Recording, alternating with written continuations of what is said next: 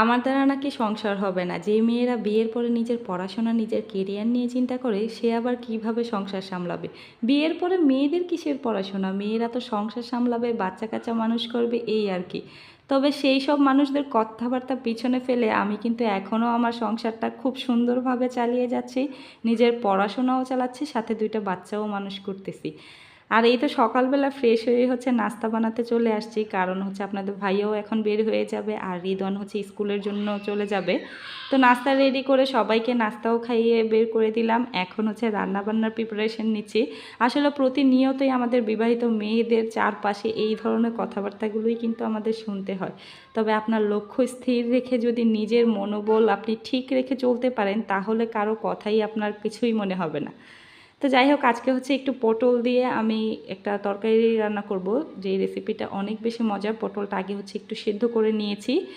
সিদ্ধ করা পটলটা হচ্ছে একটু ব্লেন্ড করে নিব। এর ফাঁকে হচ্ছে আরও একটা তরকারি রান্না করে নিচ্ছিলাম।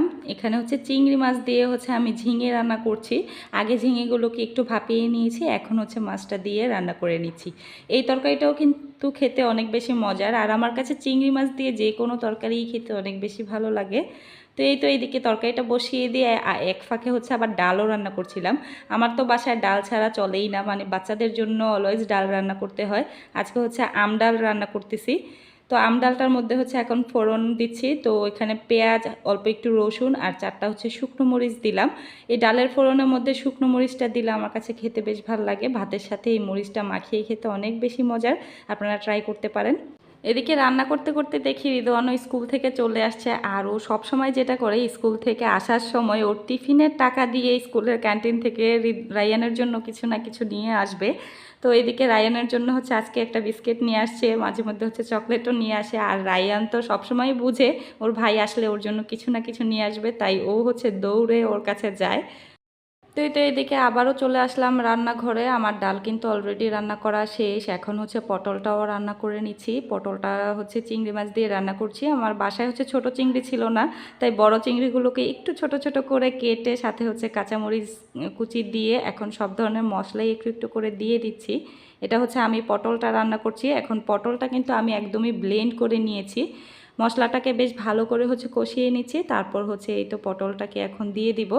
এই তো পটলটা আমি খুব সুন্দর করে ব্লেন্ড করে নিয়েছি ব্লেন্ডারে। আর সেদ্ধ করার পর কিন্তু ব্লেন্ড করতে খুব একটা টাইম লাগে না, জাস্ট 1 মিনিটের মতো ব্লেন্ডারে দিলেই ব্লেন্ড হয়ে যায়। তো এটা ব্লেন্ড করে এভাবে রান্না করলে না অনেক বেশি মজা লাগে খেতে। এখানে কিন্তু পানি দেওয়ার প্রয়োজন নেই, এটা এমনিতেই অনেকটা শুকিয়ে নিতে হবে, অনেক বেশি পরিমাণে জাল দিতে হয়। এদিকে আমার ওই ঝিঙের তরকারিটাও কিন্তু হয়ে গিয়েছে।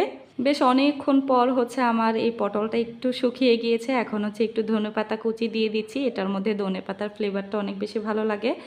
এই তো আর 2 মিনিটের মতো জাল করলেই কিন্তু আমার এটা রান্না একদমই কমপ্লিট হয়ে যাবে। তো এই তো এদিকে আমার কিন্তু সব কিছুই রান্না মোটামুটি শেষ। পটলের ভর্তার সাথে খাওয়ার জন্য এখানে হচ্ছে কিছু ডালের বড়া তৈরি করে নিচ্ছিলাম। এই ডালের বড়ার সাথে এই পটলের ভর্তাটা খেতে অনেক বেশি মজার হয়। তো সব কিছু রান্নাবান্না শেষ করে নিয়েছি। আর যাদের বাসায় ছোট বাবু আছে তারা তো সবসময়ই জানেন বাচ্চা নিয়ে কাজ করা কত ঝামেলার। বেশিরভাগ টাইমেই দেখা যায় ওকে কোলে নিয়েই রান্না করা লাগে, মানে রায়ান বাবু বসেও থাকতে চায় না, আমার কোলে উঠে থাকে। তো এই ছিল আমার আজকের ভিডিও। কেমন লাগলো অবশ্যই কমেন্ট করে জানাবেন। আর হ্যাঁ আপু ভাইয়েরা, ভিডিও ভালো লাগলে একটু শেয়ার দিয়ে দিয়েন তো।